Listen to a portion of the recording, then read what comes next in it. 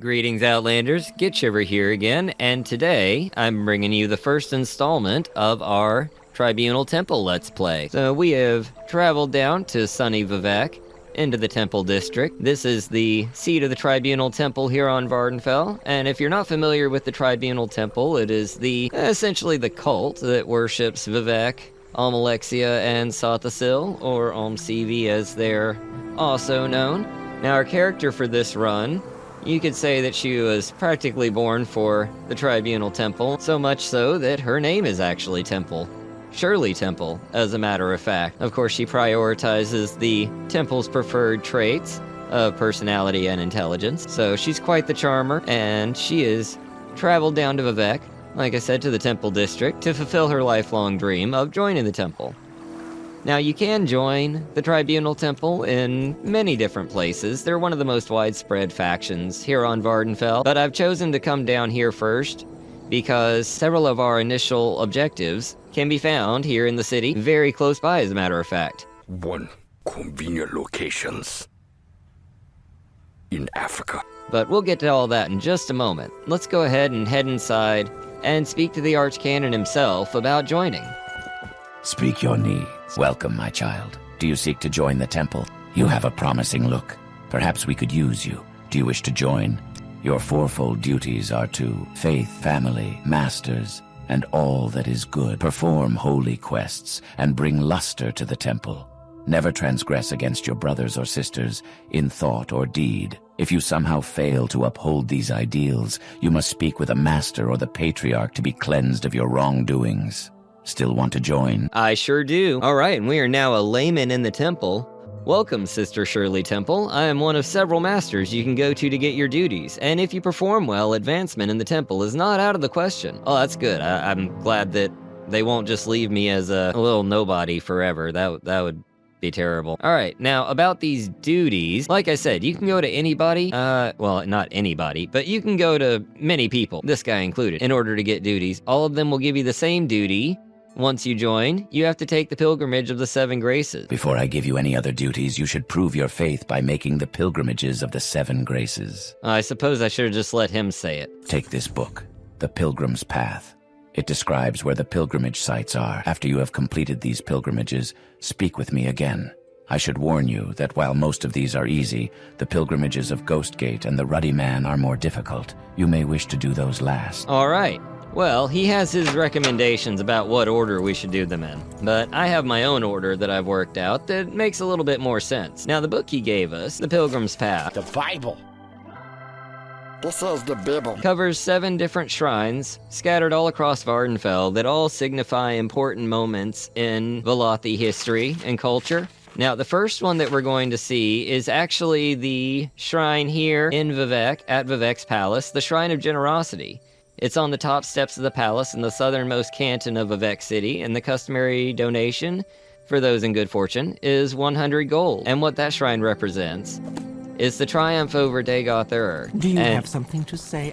Is the triumph over Dagoth-ur, and all of the Dunmer that gave their lives in the Battle of Red Mountain. The locals wanted to erect a monument to their memory, but Vivec said that the better thing to do would be to donate their money to the poor and to, help bring up others, which is pretty cool. Now, there are 2 of these shrines up here, but you can do either one. So we just activate the shrine and leave a donation of 100 gold, and we get the Grace of Generosity. And that actually gives us Fortify Mercantile and Luck for 10 points for the next 48 minutes. And most of the shrines will give you some sort of blessing like this. This one is probably the least impactful for what we're doing, but the order will make sense later on. For our next one, we'll need to go down to level 3 of the palace, this one right here, and head over to the Eastern Tunnel. Oh, if I can jump. There we go.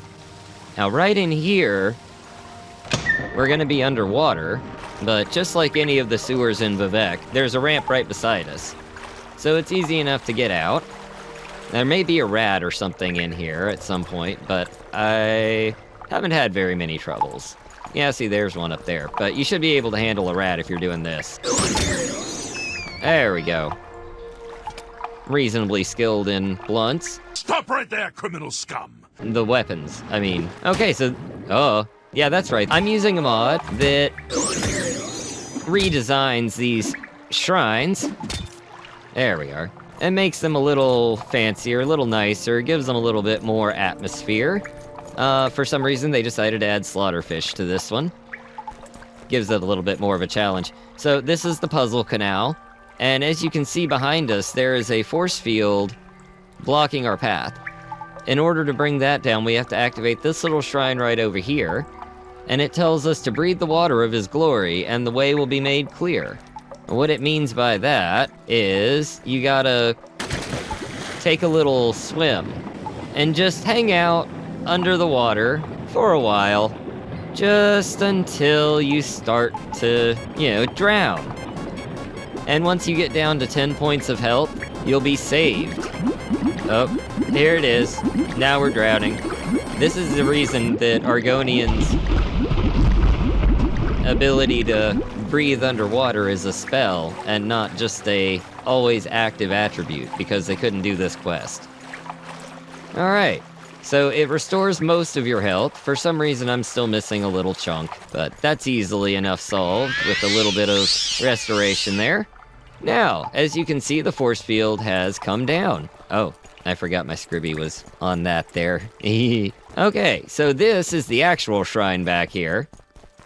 And this is the Shrine of Courtesy. It memorializes the time that Vivek was fighting against Mehrunes Dagon's forces, and one of Dagon's Dremora lords challenged Vivek, but he didn't have a weapon. This dumbass right here. Can you believe it? No. He challenged a demigod and didn't even have a weapon. Anyway, Vivek offered him his own silver longsword.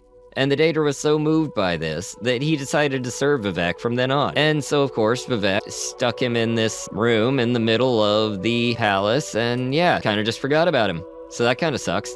You can speak to him. Are you here on the pilgrimage? Read the shrine. Yeah, like any good museum tour guide, he just directs you to read the plaques. So if we activate the puzzle shrine, it'll tell us that this is where Vivek gave a plain silver longsword to the Daedra Lord Mehrunes Dagon rather than dishonor himself by fighting an unarmed foe. The book actually, I believe, goes into a little bit more detail. In a battle with Mehrunes Dagon to the Daedra Lord. Oh, well, I guess it was Mehrunes Dagon. How about that? So impressed the Dremora, the most... Okay, yeah. So it was a battle with Mehrunes Dagon. See, you learn something new every day. I have a lot to learn about Morrowind. But anyway... Are you here on the pilgrimage?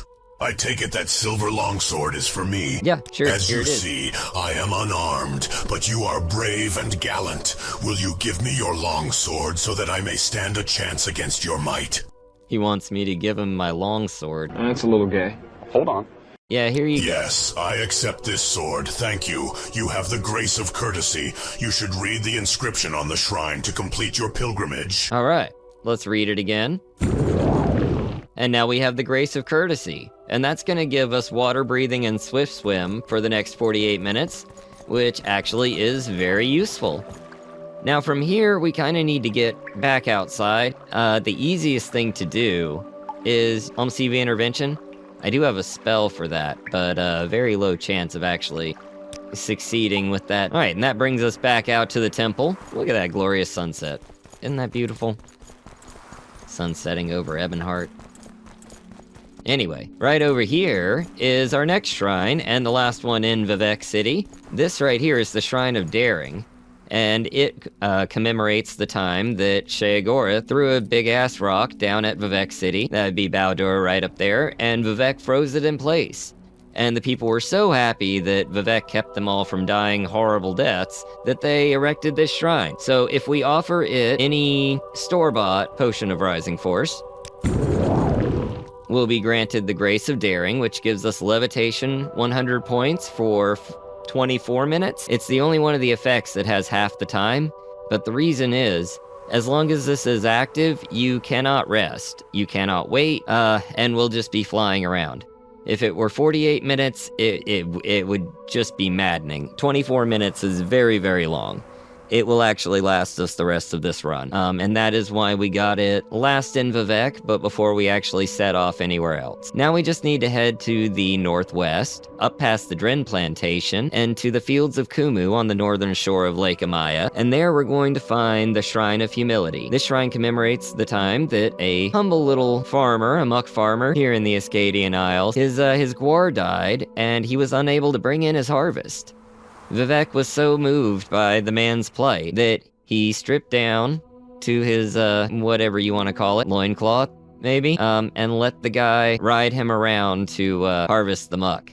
That's kind of strange, but anyway, here's the shrine right over here, just on the northern shore. And of course, as you can imagine, this shrine will accept a portion of muck. So let's give it that.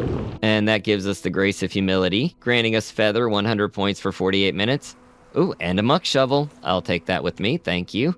That's a reference. Now we just head off to almost directly north. Just go over the rocks here into Vvardenfell, which is on the other side here, actually. And we just follow that all the way up to the Ghost Gate. And actually, since we're heading into Blight territory, let me just put that on. It looks so odd. We are wearing the boots of blinding speed. The animation looks so strange. We have several cliff racers incoming. I'm not sure if any of them are gonna catch us or not. No, it looks like they're leaving us alone for now. Alright, and right below us, we should be approaching Ghost Gate and the Ghost Fence. Yeah, there it is. We're going to head directly over the Ghost Fence, right at the gate. And just inside, there will be a path leading off to the northeast. Here it is. Now you see this path leads up to a little shrine. I'm pretty sure one of these cliff racers is gonna bug us. This place is the Ghost Gate Shrine, and as you can imagine, it actually commemorates the Ghost Gate, and yeah, see, I figured somebody was gonna come up here.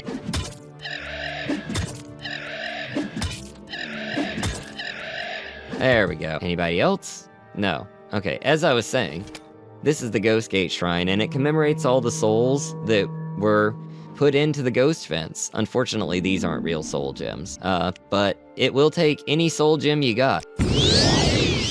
At least one of any soul gem you got. So drop anything you don't want to lose, because if you have greaters, lessers, commons, it'll take one of each.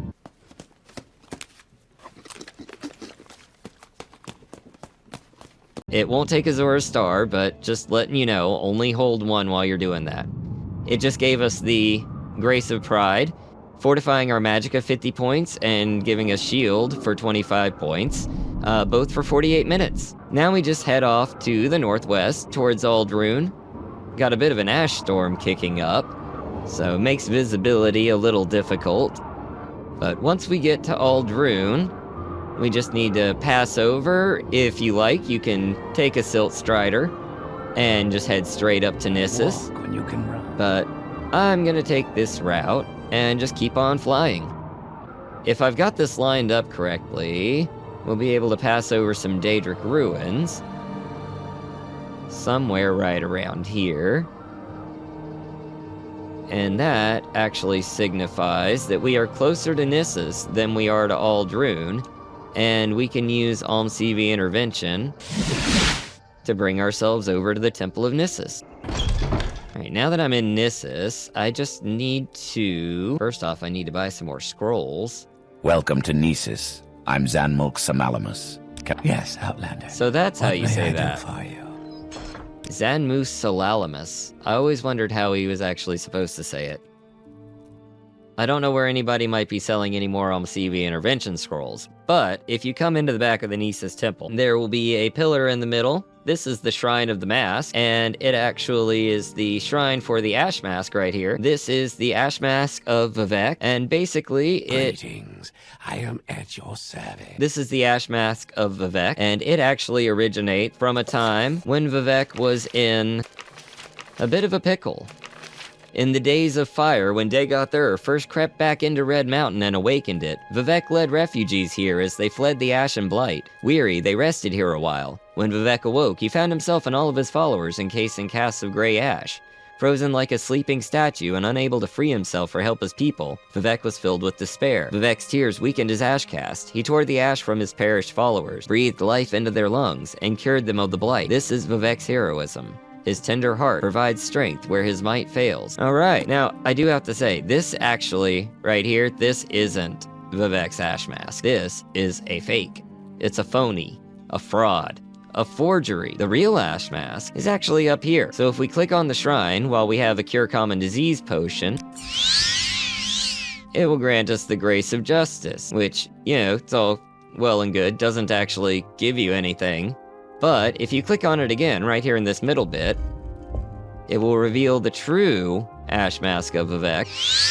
And if we touch that, it will teach us the spell Vivek's Touch, which is a cheap 100% Cure Common Disease and Blight Disease on touch spell, which, you know, you think on touch, that's not going to be of any use to me, but it, you know, just might come in handy at some point. You never know. Well, now that we are done with the Nisus Temple, we only have one more stop on this run, which is just to the south of town. We'll pass over this outcropping of land. Let's see. So on the other side of this embankment, just under these rocks, we'll see I have a little dock. You what? But that's because of the shrine expansion. But you will see a cave. And this cave is Coal Cave. Now the shrine we need is just right inside here. It will accept a portion of Droth wax, and this place commemorates the time that Vivek fought the Ruddy Man, who was the father of the Drow. So if we go over here and we make our donation of one portion of Drow wax, we get the Grace of Valor, which fortifies our unarmored, light armored, medium armor, and heavy armor 10 points for 48 minutes. Now, that is the 7th shrine, but there is something else we can do in here. For deep in this cave, there is another Drow. Not too deep in this cave, I should say. And this is why you want to do it last. A lot of the buffs that we got are going to come into play here. This isn't the guy we're looking for, but it is a Drow, and we can kind of get an idea of how we're faring.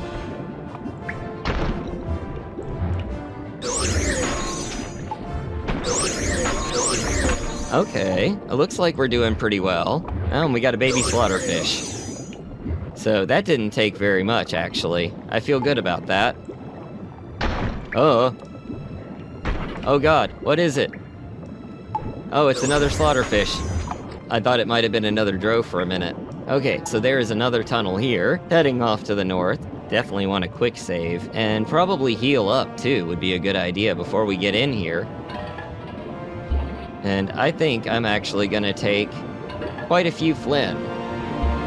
Oh. Keep your shield, you're gonna need that. Alright. Now we're all hopped up on booze. I'm gonna break out the Fang of Hanek Nomit. And die immediately. Okay. Good to know. Now let's try that again, shall we?